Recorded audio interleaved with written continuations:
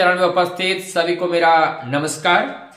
आज आप लोगों के लिए लेकर के आया हूं बहुत ही एक इम्पॉर्टेंट थिंग्स है और वो इम्पॉर्टेंट एक डिजीज है और डिजीज कहिए या उसका कोई लक्षण कहिए या जो रीनल सिस्ट, ये रीनल सिस्ट आजकल बहुत लोगों को देखने को मिल रहा है और इस रीनल सिस्ट को जानते ही, गांठ को जानते ही लोग डर जाते हैं।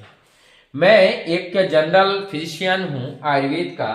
आज एक पेशेंट हमारे पास आए रीनल सिस्ट को लेकर के और उनके पास कम से कम ना हो तो 20 से 25 अल्ट्रासाउंड किया हुआ है और वो पिछले एक साल से वो अल्ट्रासाउंड करके वो लेके आए हैं।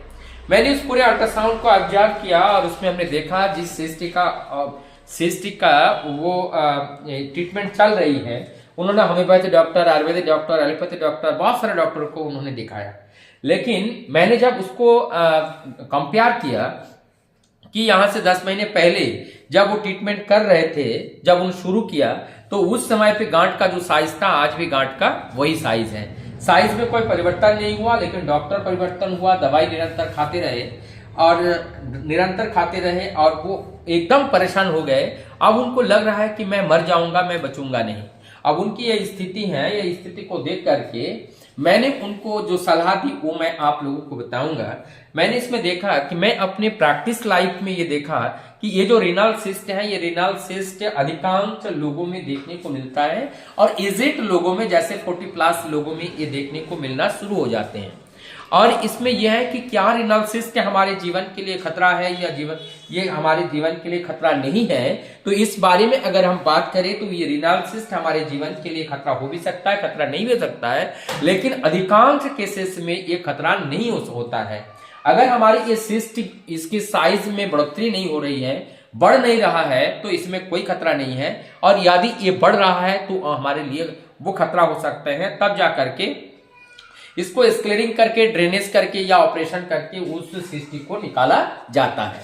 इसमें उस सिस्ट को निकाला जाता है, लेकिन ये व्यर्थ तरीके से लोग इन जो दवाई खिलाते हैं किडनी के गांठ के नाम पे और उनसे जो पैसा लूटा जाता है, मुझे लगता है ये बहुत ही एक रंग तरीका है और इस तरह से अपने पैसे को ना लुटाए।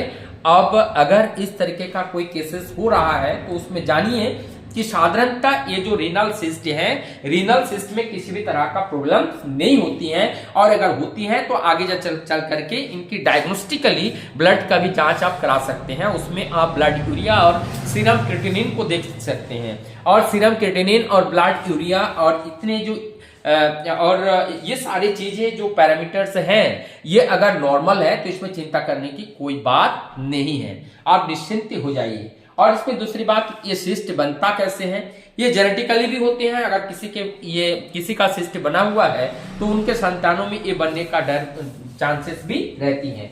और उसके अलावा अगर कोई पुराना चोट लगे उसमें भी ये सिस्ट फॉर्मेशन होने की संभावना रहती है। और साथ ही साथ आजकल हम जो सोडियम की मात्रा हम ज्यादातर जो खाने पीने में ले रहे हैं, ये हमारी किडनी के लिए बहुत घातक है। इस चीज से हमें परहेज करना चाहिए, ज्यादा लिक्विड की मात्रा हमें लेना चाहिए ताकि इसमें सिस्ट फॉर्मेशन ना हो पाए। ऐसी कुछ बातें थी जो सिस्ट फॉर्मेशन होती हैं। अब इस सिस्ट फॉर्मेशन से हमें चिंता करना है या नहीं करना है, मैं कहता हूं इसमें चिंता नहीं करना है और ना इसमें पैसे लुटाना है। पहले एक अल्ट्रासाउंड कीजिए, करने के बाद सिस्ट अगर आता है और अगर आपका कोई सिम्टोमेटिक कोई प्रॉब्लम नहीं है तो इस बारे में कोई चिंता करने की जरूरत नहीं है। और अगर ये सिस्ट 1 साल बाद आपने अगर अल्ट्रासाउंड दोबारा कराया, उसमें अगर सिस्ट की साइज उसकी मल्टीप्लाई हो गई कि कई गुना बढ़ गई, तो तब जाकर के इसमें डॉक्टर की सलाह लेना चाहिए और उसके बाद जो सलाह उचित है उस हिसाब से हमें इसमें कार्रवाई करनी चाहिए। और नहीं तो ये अनर्थ रूप से ये रीनल सिस्ट के लिए और चीज की जरूरत नहीं है।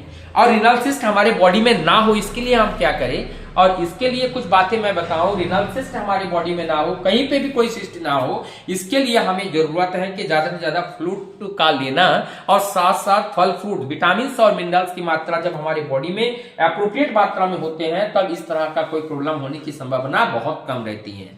हम साधारणतः जो डाइट प्रत्येक दिन लेते हैं ये इनकम्प्लीट डाइट है, और इनकम्प्लीट डाइट ही हमारे शरीर में बीमारी उत्पन्न करने का कारण होते हैं। तो हम कोशिश करेंगे, हम कंप्लीट डाइट लेने का प्रयास करेंगे, और हम अवॉइड करेंगे स्पाइसेस और मीट, मछली और जो मादक द्रव्य और ये नशा का जो सामग्री है, ये भी हमारी बॉडी में शिष्ट बनाने के लिए बहुत मदद करती हैं। इसलिए मैं कहूंगा, चाहे वो गुटखा हो, चाहे वो तंबाकू हो, चाहे वो शराब हो, और चाहे वो किसी भी तरह का ड्रग्स हो, उसको हम अपने जीवन से हटाएं, खुद से हम दूरी बनाए रखें, तो ये शिष्ट होने की संभावना बहुत कम रहेगी। मैं डॉक्टर दीपंकर मंडल, मैं आशा करता हूं आप लोगों का स्वस्थ सुंदर स्वास्थ्य के लिए आप लोग सुखी रहिए, शांति में रहिए। और मैं पुनः आप सबको नमस्कार के साथ इस वीडियो को यहीं विराम देता हूं। सबको मेरा नमस्कार।